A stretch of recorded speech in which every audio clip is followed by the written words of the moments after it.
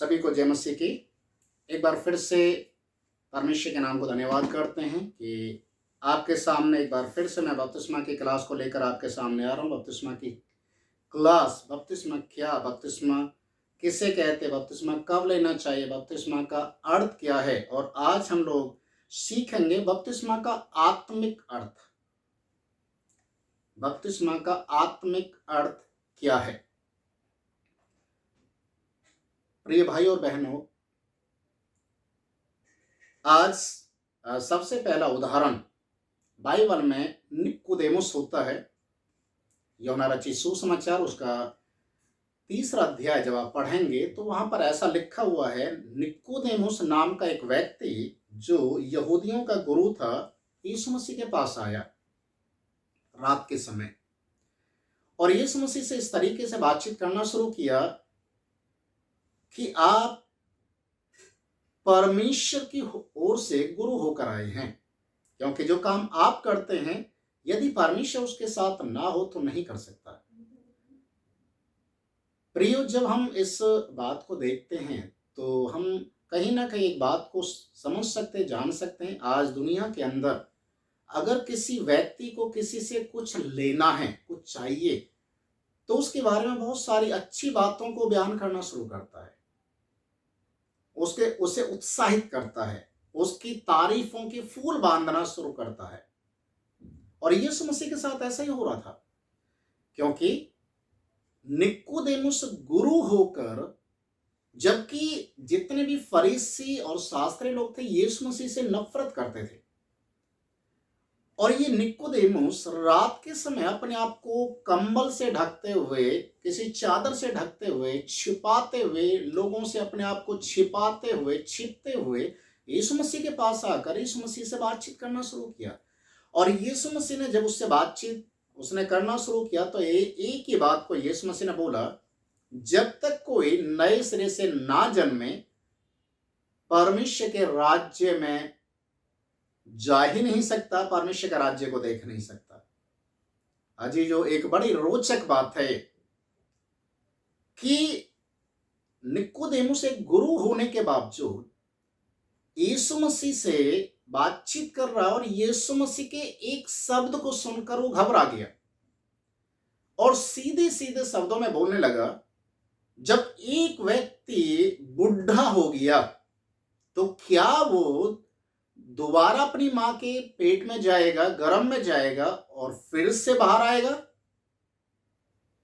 यीशु मसीह ने बोला कि नहीं, जो शरीर से जन्मा है वो शरीर है, पर जो आत्मा से जन्मा है वो आत्मा है। तुम्हें जल से और आत्मा से जन्म लेना है।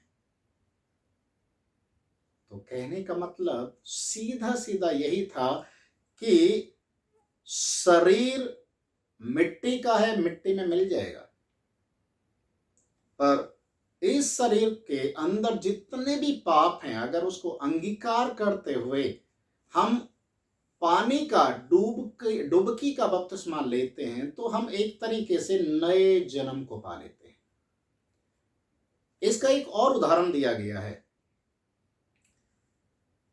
यूहन्ना रचित सुसमाचार उसका 12 अध्याय उसके 24 पद में इस प्रकार से लिखा हुआ है, याद रखिए, यूहन्ना रचित सुसमाचार 12 अध्याय उसके 24 पद में, मैं तुमसे सच सच कहता हूं, प्रभु यीशु मसीह ने कहा, मैं तुमसे सच सच कहता हूं, जब तक गेहूं का दाना भूमि में गिरकर मर नहीं जाता वो अकेला रहता है, और जब भूमि में गिरकर मर जाता है तो बहुत सारा फल को लेकर आता है। वो मर जाता है, एक नया अंकुर बनकर वो जमीन से बाहर आता है। अजीजों, जब आप प्रभु यीशु मसीह को जानते हैं और यीशु मसीह के नाम से बपतिस्मा लेते हैं, यीशु मसीह की आज्ञा का पालन करते हैं, परमेश्वर की व्यवस्था को पूरा करते हैं, तो ये कितनी अद्भुत बात है कि आप एक नया जन्म लेते हैं। नया जन्म, बपतिस्मा का आत्मिक जो अर्थ है वो नया जन्म है। आप एक नए बन जाते हैं। नया मनुष्य तब आपके अंदर दिखाई देना शुरू कर देता है। परमेश्वर के वचन में लिखा हुआ है कि जब आप बपतिस्मा लेकर पानी से बाहर आते हैं तो आप एक नए जन्म को लेकर आ रहे हैं। पौलुस इसके विषय में फिलिपियो 1 अध्याय उसके 21 पद में लिखा है, वो कहता है कि मेरे लिए जीवित रहना मसीह है और मरना मेरे लिए लाभ है।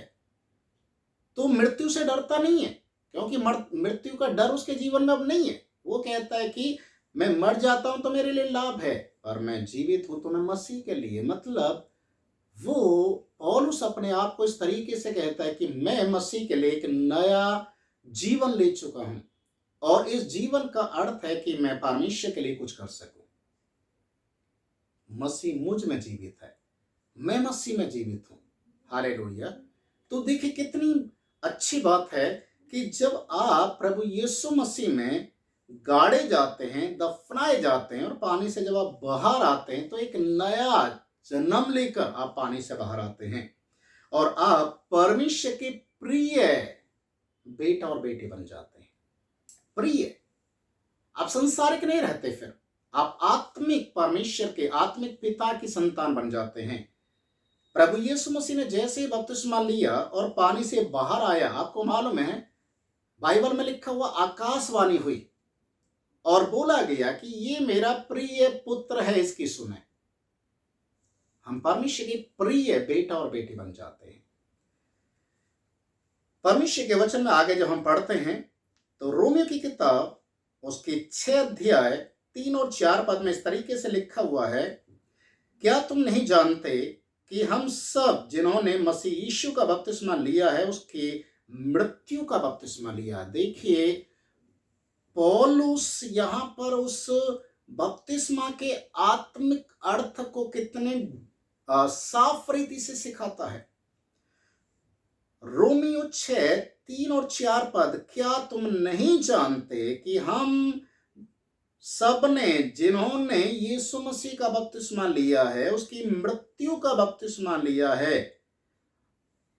अतः उस मृत्यु का बपतिस्मा पाने से हम उसके साथ गाड़े गए, ताकि जैसे मसीह पिता की महिमा के द्वारा जी उठा, वैसे ही हम भी यीशु मसीह के लिए नए जीवन की सी चाल चलें।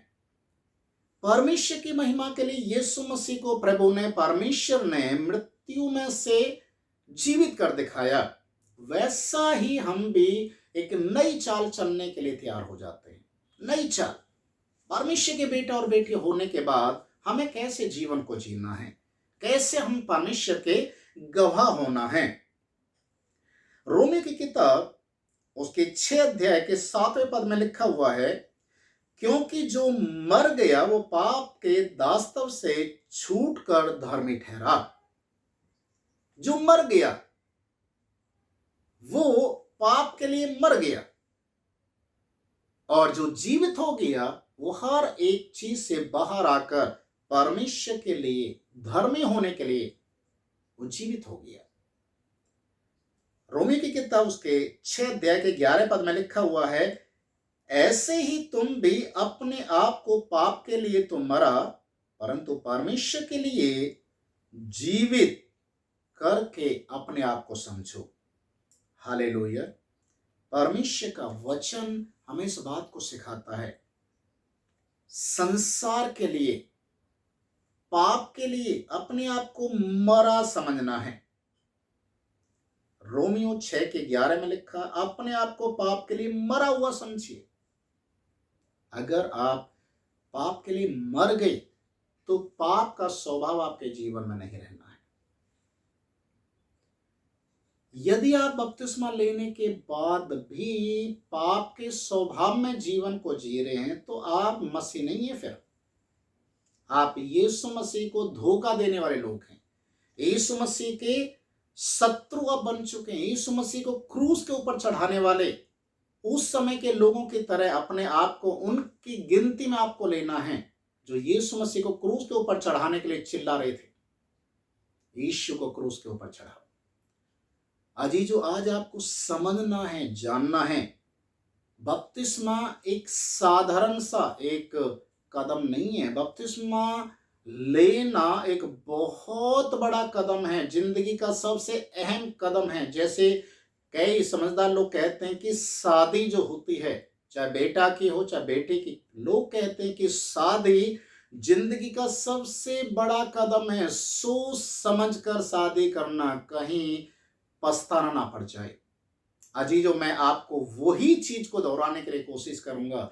बपतिस्मा लेना सोच समझ के लेना, क्योंकि जिंदगी का सबसे बड़ा अहम कदम है। बपतिस्मा लेने के बाद पाप मत करना।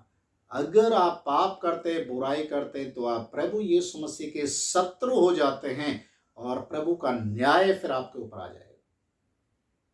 इसलिए आज बपतिस्मा एक मजाक, एक ठट्टे का कारण नहीं है। ये सबसे मुख्य विषय है। आप समझदार हैं, समझदारी के साथ परमेश्वर के वचन को पढ़ते हुए, सीखते हुए तब आगे की ओर बढ़ें। कहीं ऐसा ना हो जाए कि आपके जीवन के अंदर आप किसी भी व्यक्ति के बहकावे में आकर गुमराह किए जाने के कारण, आपको गलत शिक्षा आपको मिलने के कारण आप ऐसा सबसे जिंदगी का बड़ा कदम आप बढ़ा जाएं, पर आपको शिक्षा ही ना मिले। आप वही नशे में, गलत चीजों में, पाप में, बुराई में अपने जीवन को बिताएं। अजीजों, जो आपको गलत रास्ते पर लेकर जा रहा है, उसके ऊपर तो परमेश्वर का न्याय आएगा ही, क्योंकि बाइबल में लिखा हुआ सभी उपदेशक ना बने। क्योंकि परमेश्वर का न्याय पहले मसीही लोगों से आरंभ होगा, और जो उपदेशक है विशेषकर उनके लिए लिखा हुआ है, वो परमेश्वर के न्याय का सामना करेंगे। अजीजों, मैं भी एक उपदेशक हूँ, मैं भी प्रभु का एक जन हूँ, मैं भी लोगों को शिक्षा देता हूँ, मैं भी कलीसिया को चलाता हूँ, और मैं डरता हूँ कि कहीं मेरे जीवन से कोई ऐसा पाप ना हो जाए, कहीं मेरे जीवन से कोई गलत शिक्षा ना निकल जाए। मैं बहुत सोच समझकर शिक्षा देता हूँ ताकि प्रभु को महिमा मिले। परमेश्वर के वचन में जब आगे हम देखते हैं, दूसरा कुरिन्थियों की किताब उसके 5वें अध्याय के 17 पद में लिखा हुआ है, इसलिए यदि कोई मसीह यीशु में है, वह एक नई सृष्टि है, देखो पुरानी बातें बीत गई, सब कुछ नया हो गया है। अजीजों, आप परमेश्वर के लिए एक नई सृष्टि हैं, एक नया मनुष्य आप बन चुके हैं। एक नया आपके जीवन में, एक नया स्वभाव, परमेश्वर का स्वभाव आपके जीवन में आना है। परमेश्वर की बातें, क्योंकि यीशु मसीह ने कहा जो मन के अंदर भरा हुआ वही मुंह से बाहर आएगा। आपके मन के अंदर यीशु मसीह होना चाहिए। आपके मन के अंदर यीशु मसीह की बातें होनी चाहिए, जो यीशु मसीह को आपके मुख के द्वारा, आपके आचरण के द्वारा वो प्रकट करेंगे कि आप प्रभु के जन हैं। अजीजों, आप पढ़े लिखे हैं या नहीं, आप गरीब हैं या नहीं हैं, आप अपने घर में रहते हैं किराए के में, वो एक बहुत बड़ा इशू नहीं है। आज सबसे बड़ी बात है कि आप प्रभु यीशु मसीह के लिए आप तैयार हो रहे हैं, बपतिस्मा लेने के लिए जा रहे हैं। आप बपतिस्मा लेने के बाद आपका जीवन क्या होना है, आपको अपने आप को अभी से तैयार करना पड़ेगा। अजीजों, सीखें, बाइबल के बारे में सीखें, वचन के बारे में सीखें, क्योंकि जब तक आप बाइबल को पढ़ेंगे नहीं, खुद नहीं पढ़ेंगे, जब तक बाइबल के बारे में आपको जानकारी नहीं मिलेगी, एक सही, एक सटीक जानकारी नहीं मिलेगी, आप किसी भी गलत शिक्षा के शिकार हो सकते हैं। इसलिए जीवन के अंदर इस बात को गांठ बांध लीजिए कि आपका एग्जाम्पल, उदाहरण कलीसिया के लिए यीशु मसीह के अलावा कोई दूसरा नहीं है। आप यीशु मसीह को देखिए, यीशु मसीह के साथ चलिए, यीशु मसीह की बातों को समझिए, यीशु मसीह क्यों इस दुनिया के अंदर आए, यीशु मसीह क्यों आपके लिए मरे, यीशु मसीह क्यों स्वर्ग में गए, यीशु मसीह ही अब आने वाले हैं और वही जगत का न्याय करेंगे। तो आपको उस समय ना तो मिशन कोई बचाएगा, ना कोई धर्म आपको बचाएगा, आपको बचाएगा तो केवल यीशु मसीह, उसका लहू। God bless you. प्रभु आप सभी को आशीष करे। जय मसीह की।